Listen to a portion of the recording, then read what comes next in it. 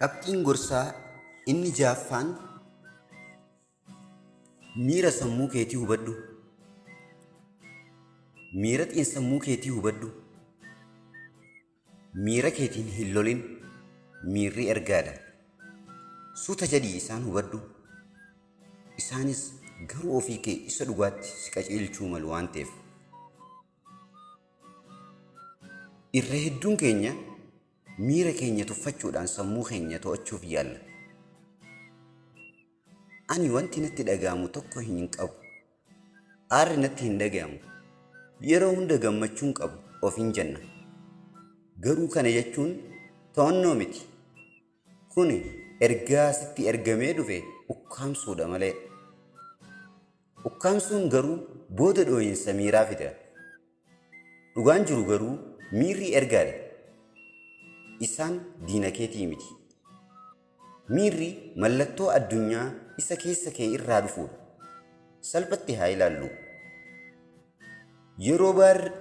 Yeroo baay'ee aarri yookiin muffiin mallattoo wanti haqa hin ta'in tokko akkasitti dhagaamee jiru agarsiisudha. Sodaan miirri sodaa ergaa kaalanjii sitti dhufaa jiru sammuun kee qophii barbaachisaa akka godhuuf itti ergamudha. Gaddi sammuun keenya gadda cimaa miira yookiin gadda hadhaawaa itti dhufe irraa akka fayyu godhuudhaaf miira sitti dhufudha. Hinaaffaan waan dhugumaan barbaaddu ergaa sitti agarsiisudha. Yakki gara gatii keetitti kan siif akeekuudha. Miira kana jibbuu mannaa isaan haasofsiisi.